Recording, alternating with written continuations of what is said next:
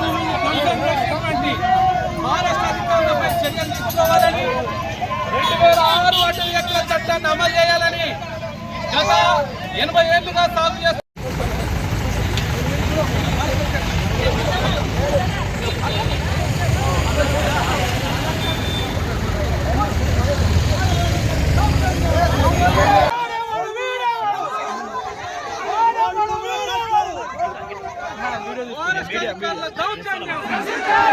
అధికారుల దౌర్జన్యం 2006 అటవీ హక్కుల చట్టాన్ని అక్కపూర్లో 22 సర్వే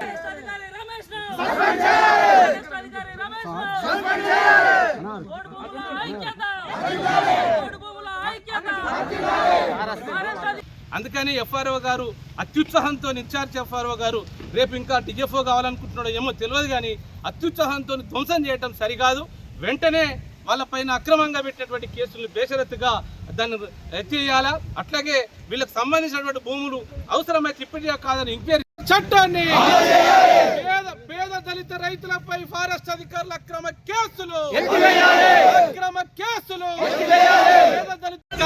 ఈ కార్యక్రమాన్ని మేము సావధానంగా చాలా లా అండ్ ఆర్డర్ ప్రాబ్లం లేకుండా మేము మా వినతిని మా విజ్ఞాపనని ఈ ప్రభుత్వానికి తెలపడం కోసం మాజీ మంత్రి వర్యులు షబ్బీర్ అలీ గారు వస్తున్నారని తెలిసి మాకు అటవీ హక్కుల చట్టం ఎందుకు అమలు చేస్తలేరయ్యా, ఇది కాంగ్రెస్ ప్రభుత్వమే కదా ఈ చట్టం తీసుకొచ్చింది, ఈ పరిధిలో మేము రామా, ఆ ఊరికి బతకడానికి వచ్చినామా, మేమంతా 80 కాదు 100 సంవత్సరాలుగా ఊర్లో పుట్టిన వాళ్ళం, దళితులము, వెనుకబడ్డటువంటి వాళ్ళము, మాకు హక్కులు కల్పించాల్సినటువంటి బాధ్యత ఈ ప్రభుత్వాలపై ఉన్నది.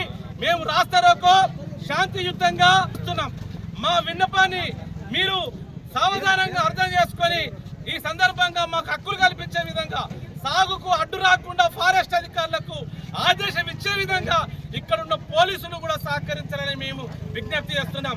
ఇక్కడ ఉన్నటువంటి ఏఎస్ఐ గారు, పోలీసులు మాకు వాళ్ళే శత్రువులు గారు, కాకపోతే ఫారెస్ట్ అధికారులు ఎప్పుడో 80 ఏళ్ల కింద సాగు చేసిన భూములు